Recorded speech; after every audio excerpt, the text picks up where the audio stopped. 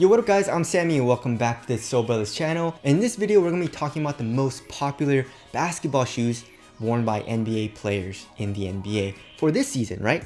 So we got top 10 shoes, and a shout out to Kick Stats and also Nice Kicks for these, I guess, statistics. So yeah, let's get it started off with number 10, and we got the Nike PG5. So I'm guessing this is how frequent, like how many games each player has played in each shoe, because it says 474 times, right? That's a lot. So I'm guessing there's a good amount of people playing in the PG5, and then, you know, each game that they played in the PG5, we're gonna count that as one, right? So that's what I'm guessing. So the Nike PG5 coming in at number 10, it's pretty surprising. And it's weird because like Paul George doesn't even play in the PG5s. Like he's been playing in the PG1 and also the 3 a lot. You know, he hasn't even been playing in the PG5 this season. Even in the playoffs, he's been playing in the PG1. So I wonder what the reason is. Like, why is he not playing in the PG5? The PG5 is pretty nice. You know, it's a solid performer. It's 110 bucks, pretty cheap. The cushion is pretty nice, low to the ground. The traction also is pretty nice, not durable at all though. Materials though, please Nike, put better materials on the PGs. The PG5 just had really crappy materials, but on foot it got the job done, you know. So you know, 474 times, that's pretty good, right? All right, moving on to number 9, we got the Adidas Dame 7, and we have a frequency of 590 times played in Dame 7, right? So the Dame 7, in my opinion, is one of the top performers that Adidas has to offer as far as basketball shoes go. As far as like everything else, I don't know, guys. Like Adidas has a lot of NBA players signed, you know, and obviously if you're signed with Adidas, you have to wear an Adidas shoe, right? So as far as like their lineup goes, Adidas hasn't been that great, but the Dame 7 is very good. Solid traction, cushion is very soft, materials are solid, support's there, fit is pretty damn nice, and it's a dope looking shoe. So yeah, the Dame 7 definitely makes sense. I've seen a lot of players playing in it, so that's number 9.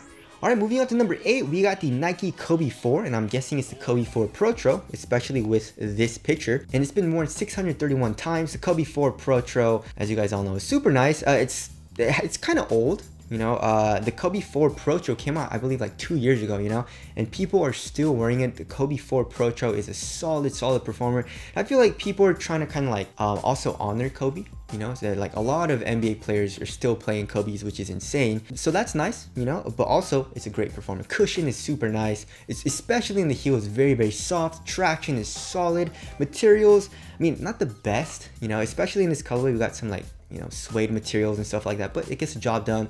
Very supportive and all that. So a solid performer there. All right, next coming in at number 7, we got the Nike Kyrie 7, and we have 662 games played in it. The Kyrie 7 is a solid performer. It's not my favorite shoe to play in, but it's definitely solid. Traction is awesome. The outsole curvature feels great. The cushion, the Zoom Turbo unit feels great in the forefoot. I wish the heel was a little bit better, but you know, I guess it's not a huge deal. Materials, super thin, cheap though. You know, not the best for quality, but you know, on foot it feels awesome. It's a very supportive shoe as well, and it's a great looking shoe. So the Kyrie 7, I mean, if you're sponsored by Nike, you're probably gonna choose one of the signature shoes. You know what I'm saying? All right, moving on to number 6, we got the Jordan 35, and the Jordan 35 has been played in 706 times throughout the season. And the Jordan 35 is very popular because I'm guessing like Jordan has a good amount of people, you know, signed, and the Jordan 35 is the main signature shoe that people are playing in. You know, like if you're signed with Jordan brand, that's probably the shoe that you're gonna play in, not like, you know, Westbrook shoe, or kind of like even the I guess Bradley Beal has been playing in the React Elevation, but he also plays in the Jordan 35, you know. So like Luka Doncic and I guess like Jason Tatum and stuff like that, until they get their own signature shoe, that's the shoe that they're gonna play in. But anyways, the Jordan 35 is a really nice performer. Really good traction, cushion, with that zoom unit in the forefoot feels super bouncy. Very supportive shoe. You also feel very responsive and very quick when you're playing in that shoe.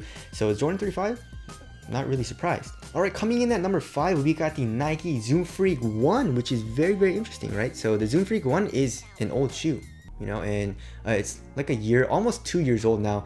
It's almost time for the Zoom Freak 3 to come out, you know what I'm saying? But 840 times. It's even more popular than the Kyrie 7, which is pretty interesting. I mean, the Zoom Freak 1, I didn't really like it all too much, especially comparing it to the other shoes that Nike has to offer. So that's pretty interesting. I feel like NBA players, they probably pick a shoe mostly for aesthetics. You know, I feel like if they think a shoe looks dope and it feels pretty comfortable on foot, they're probably gonna wear it, you know. But I could be wrong. I don't know, but I feel like that's the case. And a lot of people like how the Zoom Freak 1 looks, and I don't know, I feel like it looks kind of weird, you know. But anyways, 840 times, and that's a lot. So there's the Zoom Freak 1, and then next shoe above that is the Zoom Freak 2. Coming in at number 4, we got the Zoom Freak 2, 1,256 times, right? So the Zoom Freak 2, seen a lot of people playing in it. It's a great looking shoe. It's solid, you know, traction is super nice, support is really good, cushion could be a little bit better, especially the foam in the heel, but the forefoot zoom unit feels nice. So yeah, I mean, that's kind of surprising, but I don't know, there it is there, right? Next, coming in at number 3, we got the Nike KD13, which is not surprising at all. I've seen a lot of NBA players playing in this shoe, and it's been played in 1,747 times, which is kind of crazy, you know. So super popular shoe, great looking shoe, an insane performer. Traction is probably the best on this entire list. Cushion, also probably one of my favorites on this list with the Zoom Strobel. Materials, super minimal, not the best for quality, but feels great on foot. It's a very supportive shoe as well. I see a lot of big men playing in it and also guards playing in it. So yeah, the KD13, I'm not very surprised at how high it is on this list. Spoiler alert, the KD14 is not on this list, which is kind of interesting, but I guess the KD14 did come out very, very recently, or pretty recently, so I guess it makes sense the KD14 is not like as popular on this list, or like as high on this list. It's not even on this list, so that's probably why. But I feel like the KD14 next year will be very, very popular among NBA players, right? All right, coming in at number 2, we got the Nike Kobe 6. I'm guessing it's the Pro Tro. Did this colorway come out as a Pro Tro? I don't even know, guys. I tried getting every single Kobe 6 Pro Tro, and it's an L every single freaking time. Come on, Nike. And also the resellers, man, they're making it super hard to get the shoes, especially because of the bots. But anyways, 1,980 times, right? So the Kobe 6, I have the original Kobe 6, the fade to black colorway. It's a very, very nice shoe. It's actually a lot of people's favorite Kobe in his entire line, which I kind of disagree with. I mean, the Kobe 6 is super nice, but my favorite, in my opinion, is probably the Kobe 8, or maybe even the Kobe 9, you know, or the Kobe 11. Those are like my favorites, you know. But anyways, the Kobe 6 is still super nice. If they're talking about the Pro Tro, I have not tried it yet, so I don't really know. But I've seen a lot of people playing in the Kobe 6 Pro Tro. And now moving on to number 1, we got the Nike Kobe 5 Pro Tro. I'm guessing it's the Pro Tro, right? And it's been worn 2,469 times, which is insane.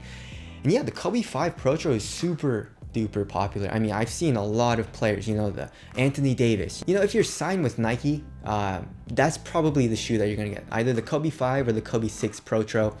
And the Kobe 5 was super nice. The traction was on point. The cushion is so nice. You got the Zoom Turbo in the forefoot, and then the full-length cushion line feels super soft in the heel.